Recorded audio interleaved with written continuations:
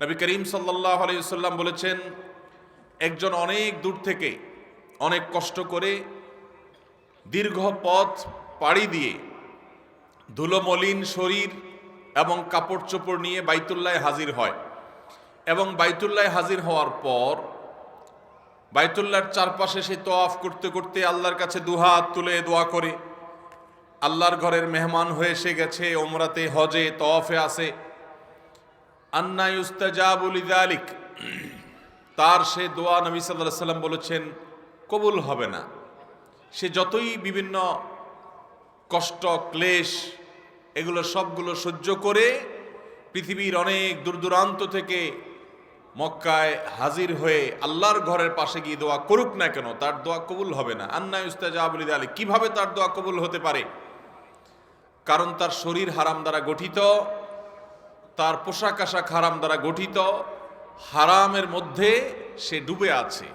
এই ব্যক্তি আল্লাহর কাছে দোয়া করলেও সে দোয়া কবুল হবে না। মোহতারাম হাজরিন,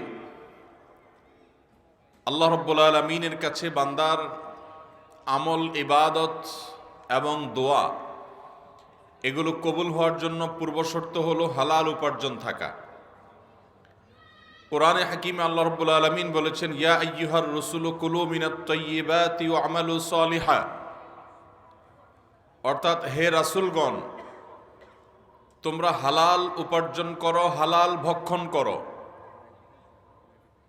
এবং নেক আমল, সৎকর্ম সম্পাদন করো। এই আয়াতে আমরা দেখতে পাই আল্লাহ রাব্বুল আলামিন আগে হালাল উপার্জন করার কথা বলেছেন, হালাল খেতে বলেছেন, তারপরে নেকামল করার কথা বলেছেন। এখান থেকে পরিষ্কারভাবে বোঝা যায় একজন ইমানদার যত ভালো কাজই করুক না কেন, যত নেকামলই করুক না কেন, যত সওয়াবের কাজই করুক না কেন, তার সে কাজগুলোর আগে দেখতে হবে তার উপার্জনটা হালাল কিনা, তার ভক্ষণ হালাল কিনা, তার রুটি রুজি হালাল কিনা। সেটা যদি হালাল না হয় তাহলে অনেক আমল, অনেক সওয়াবের কাজ তার জান্নাতে যাওয়ার পথ সুগম নাও করতে পারে, বরং তার ওই হারাম উপার্জনের কারণে তার জান্নাতে যাওয়াটা বাধাগ্রস্ত হতে পারে। কোন কোন সাহাবী তাদের দোয়া বিশেষভাবে আল্লাহ খুব দ্রুততার সাথে কবুল করতেন। কারোর কোনো প্রয়োজন হলে তাদের কাছে গিয়ে বলা হতো যে আপনি একটু দোয়া করেন, তখন আল্লাহ রাব্বুল আলামিনের কাছে তিনি দোয়া করলে, হাত তুললে আল্লাহ তাআলা সেটা ফিরিয়ে দিতেন না। তো কেউ জিজ্ঞাসা করলেন যে আপনি কিভাবে মুস্তাজাবুদ দাওয়া হলেন, অর্থাৎ যার দোয়া করলে আর ফেরত দেওয়া হয় না তাকে বলা হয় মুস্তাজাবুদ দাওয়া। জিজ্ঞাসা করা হলো আপনি কিভাবে মুস্তাজাবুদ দাওয়া হলেন? তিনি বললেন, আতিব মাতআমাকা তাকুন মুস্তাজাবাদ দাওয়া, তুমি তোমার উপার্জনটা হালাল করো, যা তুমি খাও সেটা যেন হালাল হয় এটা নিশ্চিত করো। যদি করতে পারো তাহলে তুমি মুস্তাজাবুদ দাওয়া হবে, তোমার দোয়া আল্লাহ তাআলা কবুল করবেন। এ হাদিস থেকে বোঝা গেল একজন ইমানদারের জন্য অন্য অনেক নেকামলের আগে হালাল উপার্জন হওয়াটা পূর্ব শর্ত। আমাদের দেশে অনেক মুসলমান আছেন যারা মনে করেন যে আমি অনেক আমল করছি, নামাজ রোজা করছি, কোরআন তেলাওয়াত করছি, জিকির আজকার করছি, তাসবিহ তেলাওয়াত করছি, ওয়াজ মাহফিলে যাচ্ছি, শুনছি, এগুলাই বোধহয় আমার নাজাতের জন্য যথেষ্ট হয়ে যাবে।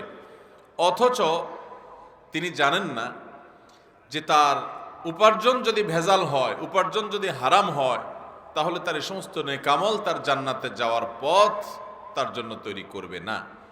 মুহতারাম হাজরিন, অতএব আমাদের উপার্জনটা হালাল কিনা এটা কিন্তু অনেক বড় একটা ব্যাপার এবং সেটা নিশ্চিত করতে হবে।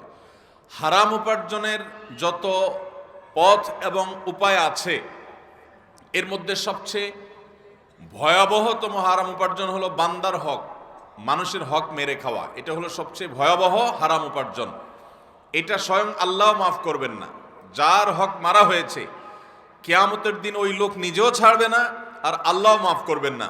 আর সেজন্য এই হারামখোর কিয়ামতের দিন নিজের কষ্ট করে যে আমলগুলো সে দুনিয়া থেকে করে নিয়ে গেছে, পাওনাদারকে সে আমলগুলো দিয়ে সে রিক্ত হস্ত হয়ে খালি হাত নিয়ে জাহান্নামে তাকে নিবেদিত হতে পারে। এই জন্য হালাল উপার্জন এটা একজন ইমানদারের সবচেয়ে গুরুত্বপূর্ণ বিষয়। আমি জানতে পেরেছি যে যেখানে মাহফিল হচ্ছে এখানে আশেপাশে অনেক আমাদের মুসলমান ভাই বোনেরা, বাবাজিরা অনেকে হারামের সাথে, একটা বিশেষ হারামের সাথে জড়িয়ে আছেন, আর সেটা হলো সুদের কারবার। এই সুদের কারবারের সাথে যারা জড়িয়ে আছেন তাদের মধ্যে অনেক নামাজি মানুষও আছে, যে হয়তো 5 ওয়াক্ত নামাজও পড়েন কিন্তু তিনি সুদের কারবার করেন। কেউ টাকা হাওলাত চাইলে এলাকায় কারোর কাছে কোনো হাওলাত নাই, হাওলাত দেওয়ার মতো টাকা নাই, কিন্তু যখন 1000-এ 10 টাকা দিবে বলে, তখন টাকা দেওয়ার মানুষের অভাব নাই। এই রোগ আসেনি এলাকাতে? মোহতারাম হাজরিন, আবার অনেকে ব্যাংকে টাকা পয়সা রেখে চক্রবৃদ্ধি হারে সুদ খান। অথচ আমরা অনেকে হয়তো জানি না, দুনিয়াতে যত হারাম ভক্ষণ করার যত আইটেম আছে, এর মধ্যে সবচেয়ে ভয়াবহ, সবচেয়ে জঘন্য, সবচেয়ে বেশি গুনাহের যে হারাম কাজটি, সেটা হলো কোনটা? এই সুদের কারবার। সেটা কোনটা? এই সুদের কারবার। কোরআনে কারিমে আল্লাহ রাব্বুল আলামিন এই সুদ সম্পর্কে যত আলোচনা করেছেন, গোটা কোরআনে শুকর সম্পর্কে আল্লাহ আলোচনা করেছেন, শুকরের গোশত খাওয়া হারাম, এবং অন্যান্য অনেক হারাম খাদ্যের তালিকা আল্লাহ তাআলা কোরআনে উল্লেখ করেছেন। কিন্তু এই কোরআনের সুদের সম্পর্কে যত বেশি সাবধান সতর্ক আল্লাহ করেছেন, অন্য কোনো অপরাধ সম্পর্কে এত সতর্ক আল্লাহ তাআলা করেন নাই। আপনি শুকরের কষ্টা দেখবেন যে আল্লাহ তাআলা এক বাক্যে বলে দিয়েছেন। আপনি দেখবেন হারামের তালিকা বলতে গিয়ে আল্লাহ বলেছেন, হুররিমাত আলাইকুমুল মাইতাতু ওয়াদ-দামু ওয়া লাহমুল খিনজিরি ওয়া মা উহিল্লা লিগাইরিল্লাহ ওয়াল মুনখানিকাতু ওয়াল মাওকুদাতু ওয়াল মুতারাদ্দিয়াতু ইলা আখিরিল আয়া। অর্থাৎ তোমাদের জন্য মৃত পশু খাওয়া হারাম করা হয়েছে, রক্ত এটা খাওয়া তোমাদের জন্য, প্রবাহমান রক্ত এটা খাওয়া হারাম করা হয়েছে। এ জাতীয় শুকরের গোশত তোমাদের জন্য হারাম করা হয়েছে। শুধুমাত্র এক বাক্যে আল্লাহ তাআলা বলে চলে গেছেন, বিস্তারিত কোনো ব্যাখ্যায় যান নাই। কিন্তু সুদের ব্যাপারে আপনি দেখবেন কোরআনে কারিমে আল্লাহ রাব্বুল আলামিন বিভিন্ন জায়গায় খুলে খুলে বিস্তারিত এর শাস্তি কি, এর ভয়াবহতা কি, এ বিষয়ে আল্লাহ তাআলা আলোচনা করেছেন।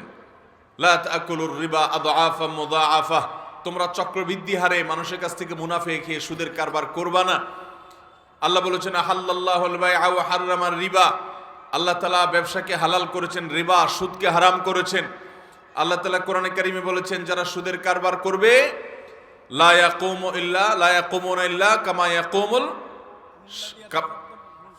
ইয়াতাখাব্বাত আল্লাযী ইয়াতাখাব্বাতুহু শাইতানু মিনাল মাস। অর্থাৎ যারা সুদের কারবার করবে এদেরকে কিয়ামতের ময়দানে এমন ভাবে উঠানো হবে, ইল্লা কামা ইয়াকুমুল্লাযী ইয়াতাখাব্বাতুহু শাইতানু মিনাল মাস। অর্থাৎ কিয়ামতের ময়দানে তারা যখন দাঁড়াবে, শয়তান আক্রান্ত করলে, দুষ্ট জিন আক্রমণ করলে কোনো মানুষ যেরকম পাগলের মতো বা অসুস্থ মস্তিষ্কের মানুষের মতো তার যেরকম টালমটাল অবস্থা থাকে, ঠিক এইরকম অবস্থা থাকবে সুদখোরদের কিয়ামতের ময়দানে, যে তাদের এই অবস্থা দেখে কিয়ামতের ময়দানে সমস্ত মানুষ চিনতে পারবে এরা দুনিয়াতে সুদখোর ছিল। এই জন্য তাদের দুরবস্থা, জাহান্নামের শাস্তি পরে, এটা কিয়ামত থেকে শুরু হয়ে যাবে।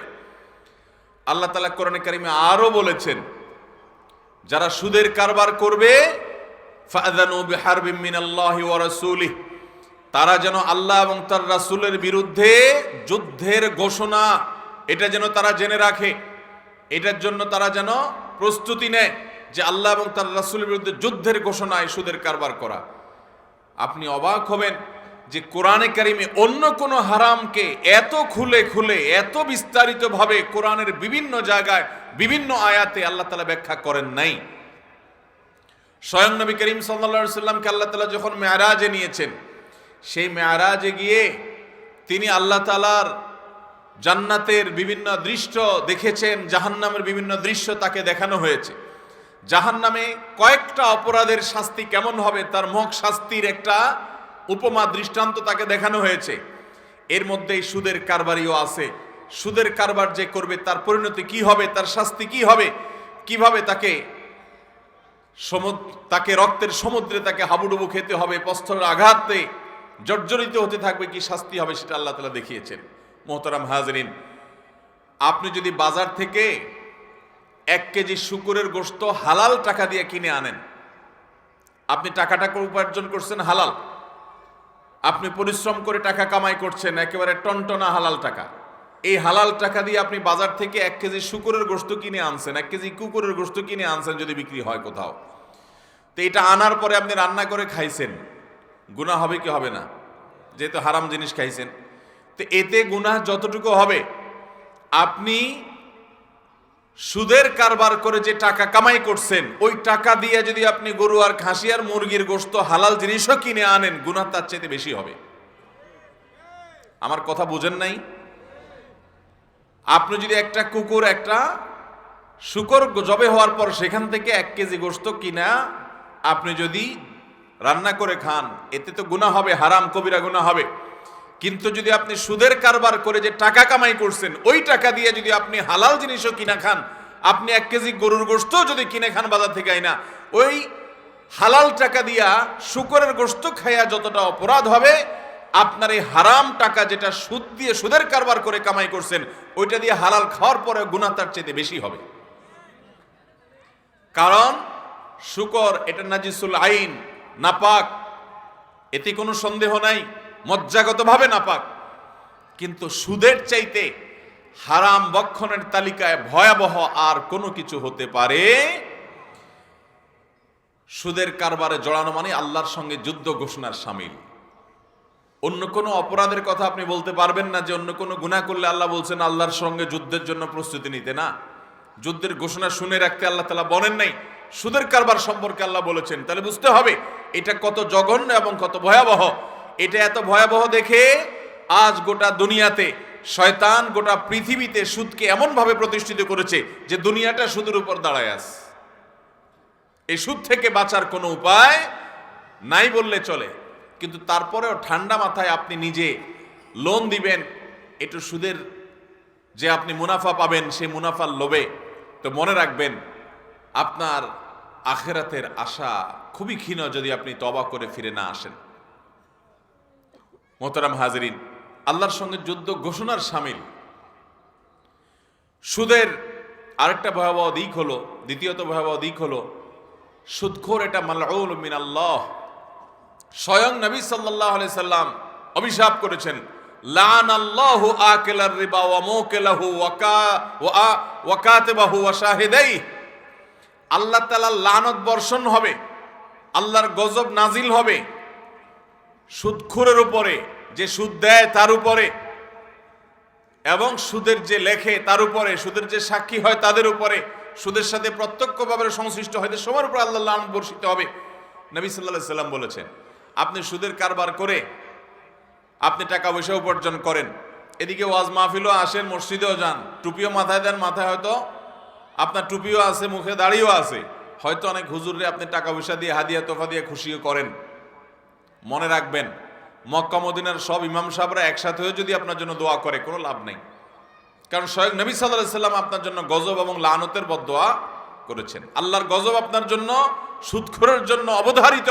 সুদখোর দুনিয়াতে মনে হয় খুব ভালো থাকে, দিনাতিপাত করে, টাকা পয়সা কামাই করে। মনে রাখবেন এই টাকার প্রতিটা পয়সা বোম হয়ে তার পেটের ভিতরে ব্লাস্ট হবে এবং তার জীবনকে জীবন্ত জাহান্নাম করে দিবে, তার শান্তি আল্লাহ তাআলা হারাম করে দিবেন। আখিরাতটা তো অনেক পরে, দুনিয়াতেই নগদ শাস্তি পাবেন, মানসিক যন্ত্রণা, নানা রকমের আযাব, যেটা আপনি হয়তো কল্পনাও করবেন না। হয়তো এখন উপার্জন করছেন 2 নম্বর পথে, এর ধাক্কা হয়তো 2 বছর, 5 বছর, 10 বছর পরে লাগবে, কিন্তু লাগবেই লাগবে, কোনো রক্ষা নাই। মোহতারাম হাজরিন, জাহিলি যুগের ধারক হলো এই সুদের কারবারিরা। এটি হলো সুদের তৃতীয় ভয়াবহতা। চতুর্থ ভয়াবহতা হলো যেটা বলছিলাম যে নবী করিম সাল্লাল্লাহু আলাইহি সাল্লাম মেরাজে দেখেছেন রক্তের সমুদ্রে হাবুডুবু খাচ্ছে কিছু মানুষ, মৃত্যুও হবে না, মরবেও না, ডুবে শেষও হয়ে যাবে না, আবার কুলেও তারা ভিড়তে পারবে না। তাদেরকে ফেরেশতারা শাস্তির দায়িত্ব নিয়ে যদি ফেরেশতারা প্রস্তরের পাথরের আঘাত করতে থাকবে আর রক্তের নদীতে তারা হাবুডুবু খেতে থাকবে, এইটাই তাদের শাস্তি সুদখোরদের। আল্লাহ তাআলা এই অপরাধটা এত ভয়াবহ যে নবী সাল্লাল্লাহু আলাইহি সাল্লামকে মেরাজে নিয়ে 4-5টা অপরাধের শাস্তি দেখাইছেন, সবগুলো দেখান নেই। এর ভিতরে এটা কত ভয়াবহ হলে আল্লাহ তাআলা তাকে নবী সাল্লাল্লাহু আলাইহি ওয়াসাল্লামকে মেরাজে নিয়ে শাস্তি দেখাইছেন, যাতে করে আমরা সাবধান হই, সতর্ক হই। আর শয়তান এটাকে আমাদের কাছে সবচেয়ে বেশি আকর্ষণীয় করে দেখায়। এটা মেরাজে নয়, নবী করিম সাল্লাল্লাহু আলাইহি ওয়াসাল্লামকে দেখানো হয়েছে স্বপ্নে বা কোনোভাবে আল্লাহ তাআলা তাকে দেখিয়েছেন। রুইয়া রাসূলুল্লাহ সাল্লাল্লাহু আলাইহি ওয়াসাল্লাম হাদিসে আসছে, তাকে দেখানো হয়েছে। 6 নম্বর, এই সুদের কারবারের ভয়াবহতা হলো যে লা ইয়াকুমু ইল্লা কামা ইয়াকুমুল লাযী ইয়াতাখাব্বাতুহু আশ-শাইতানু মিনাল মাস। সুদের কারবারি কিয়ামতের ময়দানে জিনে ধরা রোগীর মতো, দুষ্ট শয়তানে আক্রান্ত করা মানুষের মতো উদ্ভ্রান্ত হয়ে মাতালের মতো সে এদিক সেদিক দিক বিদিক ছুটবে। তাকে দেখে মানুষ শুনবে, বুঝবে যে সুদের কারবারি। 7 নম্বর, সুদের ভয়াবহতা হলো আল্লাহ কোরআনে ঘোষণা করেছেন ইয়ামহাকুল্লাহুর রিবা ওয়া ইউরবিস সাদাকাত। যারা সুদের কারবারের সাথে জড়াবে আল্লাহ তাআলা তাদের এই উপার্জনকে ধ্বংস করবেন। আল্লাহ যেটাকে ধ্বংস করবেন নিশ্চিত ঘোষণা দিয়েছেন। পৃথিবীর কোন শক্তি আপনার সেখানে কল্যাণ, ওই টাকার ভিতরে, ওই উপার্জনের ভিতরে আপনার সুখ এবং কল্যাণ এনে দিতে পারে। ওয়া ইউরবিস সাদাকাত, আর যারা সাদাকা করে সেটাকে আল্লাহ তাআলা বৃদ্ধি করেন। সুদ সম্পর্কে এত জায়গায়, এতবার, এত খুলে খুলে আল্লাহ তাআলা বলেছেন, অন্য কোনো হারাম সম্পর্কে আপনি পাবেন না। গোটা কোরআনে আপনি খুঁজলে পাবেন না যে এর অর্ধেক আলোচনা করা হয়েছে অন্য কোনো হারাম সম্পর্কে। কত ভয়াবহ বোঝার চেষ্টা করেন মোহতারাম হাজরিন। 8 নম্বরের ভয়াবহতা হলো নবী সাল্লাল্লাহু আলাইহি সাল্লাম বলেছেন ইজতানিবু আস-সাবআল মুবিকাত, তোমরা 7টা ধ্বংসাত্মক অপরাধ থেকে বেঁচে থাকো। ধ্বংসাত্মক, মানুষকে শেষ করে দিবে। এই 7টা ধ্বংসাত্মক অপরাধের মধ্যে প্রথম হলো আল্লাহর সঙ্গে শিরক করা, আর এই 7টার অন্যতম হলো আকলুর রিবা বা সুদের কারবার করা। ওই 7টা ধ্বংসাত্মকের কবিরা গুনার আবার শর্ট লিস্ট, যে মহাপাপের মধ্যে আবার বড় মহাপাপ, সেগুলোর মধ্যে পর্যন্ত এই সুদের কারবার, সুদের উপার্জন, সুদের ভক্ষণ, এটা সেখানে পর্যন্ত জায়গা পেয়েছে। 9 নম্বর, সুদের ভয়াবহতা হলো নবী সাল্লাল্লাহু আলাইহি সাল্লাম বলেছেন লিররিবা 70 হুবা, সুদের 70টা খারাপ দিক আছে, ভয়াবহ দিক আছে। ও আইসারুহা আইয়ানকিহার রাজুলু উম্মাহ, এর মধ্যে সবচাইতে 70টা ভয়াবহ দিক আছে সুদের, এর মধ্যে সবচাইতে সাধারণটা, ওই 70টার মধ্যে সাধারণটা হলো কোন ব্যক্তি নিজের মায়ের সাথে জেনা করলে সেটা যেরকম অশ্লীল, সেটা যেরকম নোংরামো, সেটা যেরকম ভয়াবহ জঘন্য অপরাধ, সুদের কারবারে জড়ানোটা সেই মাপের অপরাধ। এটা হলো 70টার ভিতরে সবচেয়ে নরমালটা। তাহলে বাকি অপরাধ যেগুলা ভয়াবহতা, বাকি যেগুলো আছে সেগুলা কত জঘন্য সেটা একমাত্র আল্লাহ তাআলা ভালো জানেন। মোহতারাম হাজরিন, সুদের 10 নম্বর শাস্তি হলো নবী সাল্লাল্লাহু আলাইহি সাল্লাম বলেছেন কোন সমাজ যখন সুদ ব্যাপক হয়ে যায়, ব্যাপকতর হয়ে যায়, তখন গণ আযাব নেমে আসে। কি নেমে আসে? গণ আযাব। যখন এটা ব্যাপকভাবে প্রতিষ্ঠিত হয়ে যায়, আল্লাহর গজব, আল্লাহর আযাব গণহারে আসে। ইমানদার, গায়ের ইমানদার, সুদখোর যারা না, সবার উপরে গণ আযাব আসে যখন এটা সমাজে ব্যাপক আকার ধারণ করে। পৃথিবীর সবচেয়ে বড় গণ আযাব হবে কিয়ামতের মাধ্যমে, মহাপ্রলয়ের মাধ্যমে। সেদিন সবকিছু তুলার মতো উঠতে থাকবে। এই যে তুরস্কে, সিরিয়াতে, লেবাননে ভূমিকম্প হয়ে গেল, একটা বিশাল অংশ জুড়ে যে ভয়াবহ মেসাকার হয়েছে, শতাব্দীর সবচেয়ে বড় ভূমিকম্প হয়েছে। প্রায় 50,000-এর মতো মানুষ এখনো পর্যন্ত মৃতের সংবাদ পাওয়া গেছে। আরো কত মানুষ আছে আল্লাহ ভালো জানেন। এটাতেই আমরা গোটা পৃথিবীর মানুষ তটস্থ হয়ে যাচ্ছি। মোহতারাম হাজরিন, কিয়ামতের আগে মহাপ্রলয় যে হবে, সেই মহাপ্রলয়ের সময় যে ধ্বংসযজ্ঞ হবে, 3টা বড় বড় ভূমিধস হবে, একটা পূর্বে, একটা পশ্চিমে, একটা মধ্যে। এগুলো কিয়ামতের আলামাতে কুবরার বা বড় আলামতের মধ্য থেকে 3টি এগুলো হবে। এইরকম গণ আযাবে পুরা এলাকা শেষ হয়ে যাবে। এটা তখন হবে যখন সুদ গণহারে সবাই সুদের সাথে জড়িয়ে পড়বে। এটা সুদের শাস্তি। এবং পৃথিবী এখন এমন একটা পর্যায়ে চলে গেছে যে আপনি 10টা টাকার ব্যবসা করবেন শুধু লোন নেওয়া ছাড়া, একটা বাড়ি করবেন শুধু লোন নেওয়া ছাড়া, একটা কিছু একটা করবেন শুধু লোন নেওয়া ছাড়া, কোনো উপায় যেন নাই। আস্তে আস্তে গোটা দুনিয়াটা সুদ নির্ভর হয়ে যাচ্ছে। মানুষ ইচ্ছাও করে, অনিচ্ছাও করে, এরকম একটা ব্যাপার হয়ে দাঁড়িয়েছে। এইভাবে যখন অবস্থা আরো চরমে যাবে, তখন মহাপ্রলয় আসবে। পৃথিবী সহ এই সৃষ্টি জগৎ আল্লাহ তাআলা ধ্বংস করবেন। এবং গণ আযাব নাজিল হবে। আর তার আগে ছোট ছোট অঞ্চলভিত্তিক গণ আযাব আসবে এই সুদের কারবারের কারণে। অতএব এই সুদের কারবার, এই হারাম উপার্জন আমরা ছাড়বো তো ইনশাআল্লাহ?